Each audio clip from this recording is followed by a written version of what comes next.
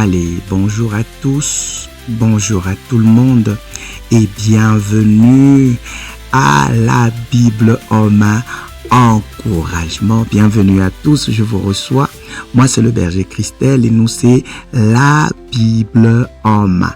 Nous sommes la Bible en main. Merci beaucoup parce que vous nous suivez et vous marchez avec nous ensemble.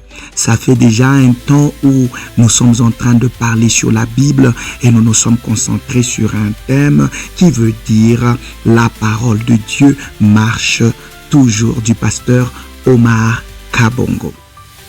La fois dernière, nous étions en train de parler sur la prédication, l'art de prêcher. Et nous avons dit que la prédication, c'est vrai que c'est un appel, mais c'est avant tout un art qui s'apprend et qui a des méthodologies à suivre. Nous avons parlé sur les deux grandes parties de la prédication et la première partie, nous avons dit que c'était le fond.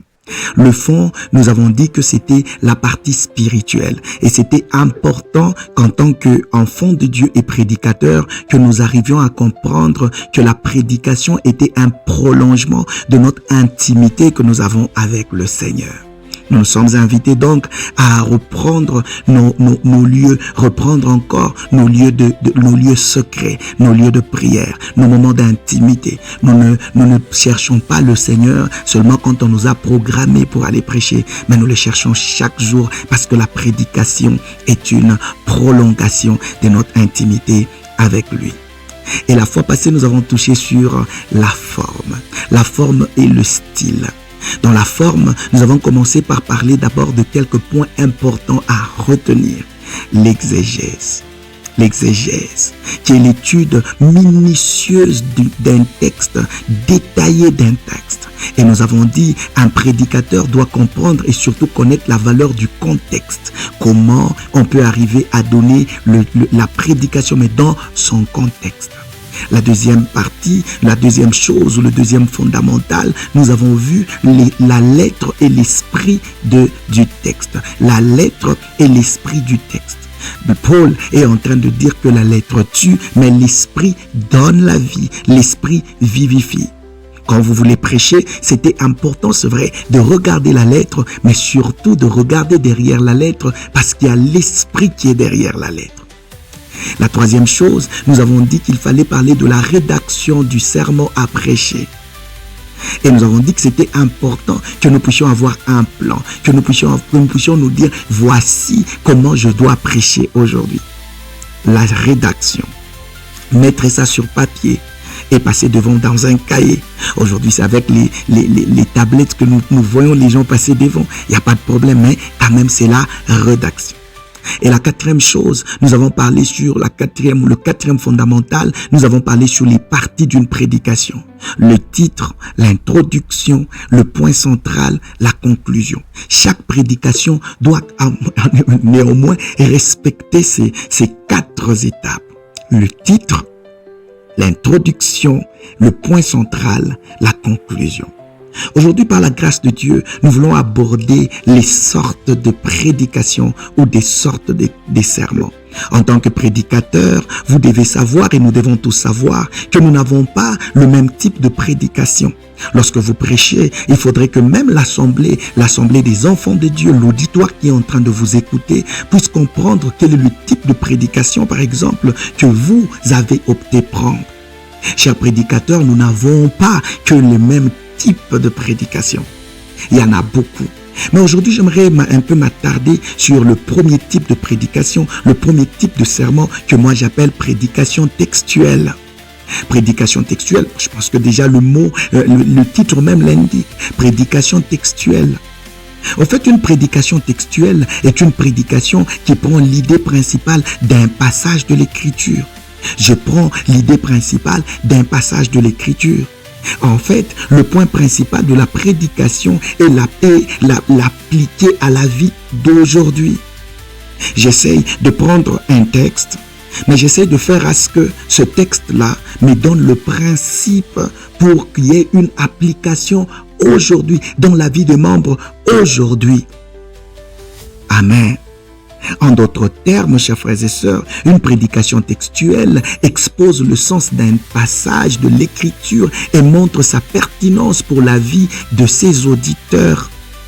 Lorsque vous avez pris un texte et que vous voulez prêcher dans ce qu'on appelle la prédication textuelle, il faut totalement prendre le texte afin d'exposer le sens de ce texte là-bas et montrer sa pertinence pour la vie de ses auditeurs, la pertinence pour la vie de l'assemblée.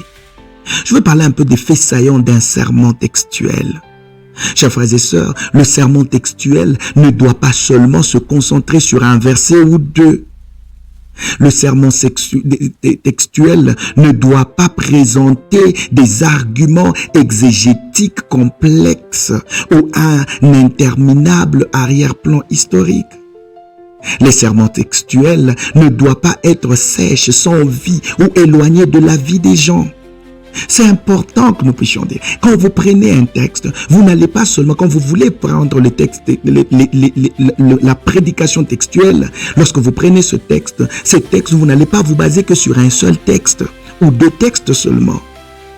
Et deuxièmement, vous n'allez pas par exemple, ça ne doit pas être sèche, sans vie.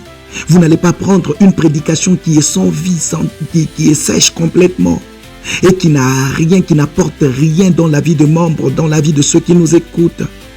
Ne confondons pas l'idée principale d'un passage avec l'application légitime de ce passage, c'est-à-dire le fait d'utiliser un verset pour dire ce que vous voulez dire.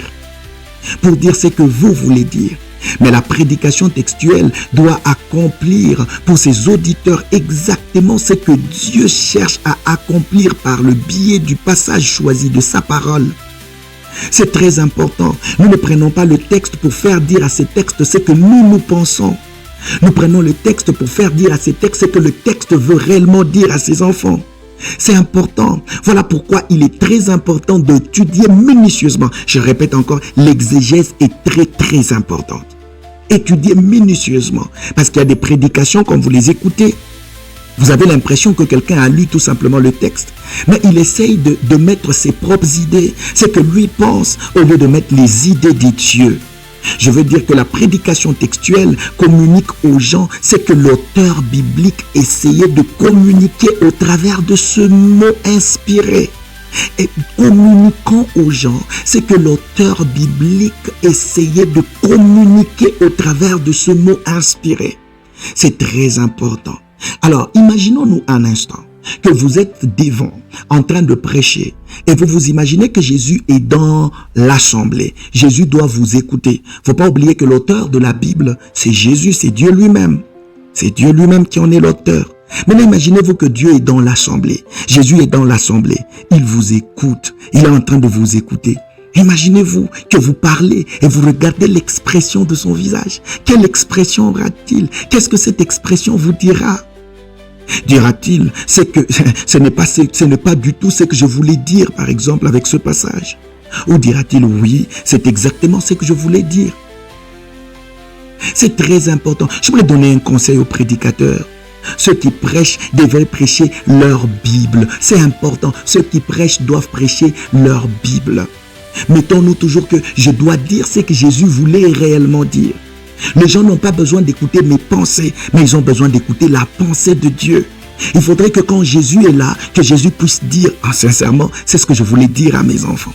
C'est ce que je voulais transmettre. Voilà pourquoi le contexte, l'exégèse est important, mais aussi l'esprit de la lettre aussi c'est important. L'esprit du texte. Parce que parfois nous pouvons prendre des textes et nous les amenons hors de leur contexte. Nous leur faisons dire ce qu'ils ne voulaient réellement pas dire. Nous mettons nos propres pensées à la place de la pensée de Dieu. Le fond est important. Voilà pourquoi il est très important quand vous préparez votre prédication, que vous ayez le temps de prier, que vous ayez le temps que Dieu vous donne les mots qu'il faut. C'est vrai, il va utiliser votre vocabulaire, mais sincèrement, en utilisant votre vocabulaire, il ne change pas sa pensée. La pensée reste la même. J'aimerais ici donner ensemble, nous allons essayer, pour terminer, nous allons essayer ensemble de donner un exemple d'une prédication textuelle. Est-ce qu'on peut y aller? Allez, un petit exercice d'une prédication textuelle. Alors nous allons prendre avec vous un texte dans la Bible qui est un peu souple, qui va nous permettre, nous tous ensemble, d'en faire un exercice. Et peut-être demain, peut-être vous allez essayer de faire votre propre exercice. Voilà pourquoi, entre ce temps et le temps que nous allons publier une autre vidéo, nous allons prendre un peu de temps pour vous laisser le temps de vous exercer. Nous allons prendre un texte souple, Actes chapitre 3, le verset 1er jusqu'au verset 6e. Actes chapitre 3, le verset 1er jusqu'au verset 6e. Le titre que nous donnons à ce texte, par exemple, c'est vrai, vous comprenez que c'est Jean et Pierre et Jean qui partaient au temple pour prier. Et puis il y a un homme qui était paralysé, qu'on a amené de temps en temps. Il était paralysé depuis sa naissance, qu'on a mené au niveau d'une porte qu'on appelle la Belle, là où Pierre et Jean devaient passer. Et cet homme venait pourquoi? Pour demander l'aumône à toutes les personnes qui partaient à l'église. Voilà, on a quand même le contexte, l'alentour de tout ce que ces textes pouvaient nous dire. Alors nous allons choisir la première partie d'une prédication, c'est le thème, le titre. Alors le titre que je donne à ça, c'est que notre Dieu est un Dieu de rendez-vous. Voilà, notre Dieu est un Dieu de rendez-vous. Savez-vous que l'Église a perdu la culture de rendez-vous? Pierre, un père de famille, allait au rendez-vous avec Dieu. Ce qui va changer ta situation, ce sont les rendez-vous que tu auras avec Dieu. Parce qu'il y a une puissance dans le rendez-vous avec Dieu. Amen. Voilà, ça nous le prenons comme une introduction. Notre Dieu est un Dieu de rendez-vous, c'est le titre. Et nous nous disons que l'Église a perdu le sens, la culture du rendez-vous avec Dieu. Pierre, qui est un père de famille, allait au rendez-vous. Lui partait au rendez-vous avec Dieu. Il ne partait pas seulement au temple, mais il partait à un rendez-vous avec Dieu. Chers frères et sœurs, ce qui changera notre vie, c'est d'abord le rendez-vous que nous pouvons avoir avec Dieu. Parce qu'il y a une puissance dans le rendez-vous qu'on a avec Dieu. Alors, considérons actuellement le point central, troisième partie de notre sermon. Le point central. Dans le rendez-vous, il y a 4 choses importantes à savoir. Dans le rendez-vous, il y a 4 choses importantes à savoir. La première chose, c'est que c'est le lieu. Il n'y a pas de rendez-vous sans lieu. Lorsqu'on dit que je pars à un rendez-vous, mais ce rendez-vous, c'est où exactement? Il y a un lieu. Le verset 1er, la Bible dit, il montait au temple. Il y a d'autres choses importantes de la vie. Pour les avoir, il faut monter au temple, chers frères et sœurs. Alors je veux regarder un peu un argument biblique dans 1 Roi chapitre 17, le verset 4. La Bible dit, Dieu dit à Élie, j'ordonne au corbeau de te nourrir là. C'est-à-dire à un lieu bien déterminé, à un lieu précis. Le corbeau ne viendra pas nourrir Élie à un autre lieu. Il y a un lieu de rendez-vous. Là où Dieu lui-même a déjà fixé pour nourrir Élie. Au travers du corbeau. Le corbeau prendra soin de vous. Bien-aimés, il n'y a pas de miracle sans lieu de rendez-vous. Le Dieu que nous prions, c'est aussi un Dieu de lieu. Certaines grâces, vous ne pouvez les avoir. Certaines réponses, vous ne pouvez les avoir que lorsque vous êtes à un certain lieu. Il y a des lieux qui ont la capacité de vous dévorer et peut-être de sucer votre grâce. Mais il y en a d'autres, ce sont des lieux de rendez-vous, là où vous rencontrez facilement Dieu. Le deuxième point, à ce qui concerne le rendez-vous, la deuxième chose, c'est que le but ou l'objet du rendez-vous, c'est pour la prière. Mais le boiteux, il montait pour demander l'aumône. Pierre allait au temple quel était le but? Il partait au temple pour prier. Mais quel était le but et l'objet du rendez-vous du boiteux? Il partait là-bas pour demander l'aumône. Un même endroit, un même lieu, mais 2 objectifs différents. Parfois, nous pouvons nous retrouver, nous tous, dans une même église. Nous nous retrouvons, nous tous, à un même endroit. Mais nous n'avons pas tous les mêmes objectifs. Il y a des gens qui viennent juste voir des gens, écouter la musique. Il y en a des autres qui se sentent tellement, ils sont là, je m'ennuie, alors je pars juste à l'église. Mais il y en a d'autres qui partent parce qu'ils partent rencontrer Dieu. Ils partent prier. Un même endroit, deux objectifs. Alors ne te laisse pas distraire lorsque tu arrives dans une église pensant que tout le monde a le même objectif que toi. Nous n'avons pas le même objectif. Troisième raison, troisième chose à ce qui concerne le rendez-vous, c'est la personne qu'on doit rencontrer au rendez-vous. Pierre et Jean avaient un rendez-vous avec Dieu, mais pour le boiteux, c'était de demander aux gens l'aumône. Pierre et Jean, quand ils sont partis, ils avaient un rendez-vous avec Dieu. Mais le boiteux, le paralytique, lui, il partait là pour rencontrer les hommes parce qu'il avait besoin de l'aumône. Bien-aimé, il y a des rendez-vous et rendez-vous. Le boiteux avait la foi dans les hommes. Verset 3, la Bible dit, voyant Pierre et Jean, ils voulaient rencontrer les hommes, mais Pierre et Jean voulaient rencontrer celui qui est plus qu'un homme. Dans Exode chapitre 34, le verset 29, où Moïse avait rendez-vous avec celui qui est plus qu'un homme, Dieu, et son visage a brillé. Et dans le psaume chapitre 34, le verset 6e, la Bible ajouta, quand on tourne vers lui nos regards, on est rayonnant de joie et le visage ne se couvre point de honte. Écoute, si tu rencontres celui-là, si tu rencontres Dieu, si tu rencontres celui qui est plus grand que les hommes, ta vie n'aura pas d'autre choix que de briller. Ta vie n'aura pas d'autre choix que de briller. Quatrième chose, à ce qui concerne le rendez-vous, c'est le temps. Verset 1 constituera même la conclusion de ce sermon textuel. C'était à la 9e heure. Bien-aimé, il n'y a pas de rendez-vous sans heure. Il n'y a pas de rendez-vous sans temps. La Bible dit au verset 1, c'était la 9e heure. Peuple de Dieu, il n'y a pas de hasard dans la Bible. Dans ta vie, c'est la 9e heure. L'heure de rendez-vous. Marc chapitre 15, le verset 33 à 34, Jésus est mort à la 9e heure. Chez Dieu, chacun, en d'autres mots, chez Dieu, chacun a son heure. Mais la vérité est que ton heure finira par arriver. Tu auras ton miracle en temps réel. Tu auras ton miracle en temps réel. Puis Pierre lui dit, au nom de Jésus-Christ de Nazareth, lève-toi et marche. De même toi qui m'écoutes pendant ce temps, lève-toi et marche. Qu'est-ce qui ne marche pas, par exemple, dans ta vie, commence maintenant à marcher au nom de Jésus. Chers frères et sœurs, voilà un peu en conclusion ce que nous donnons, c'est-à-dire Dieu est un Dieu de rendez-vous. Et dans chaque rendez-vous, il y a un lieu. Et chacun d'entre nous doit savoir le lieu de rendez-vous avec son Dieu. Troisièmement, non seulement le lieu, mais les objectifs. Vous pouvez être dans le lieu du rendez-vous, mais quand vous ignorez les objectifs de ce rendez-vous, vous allez peut-être passer votre temps pour rien.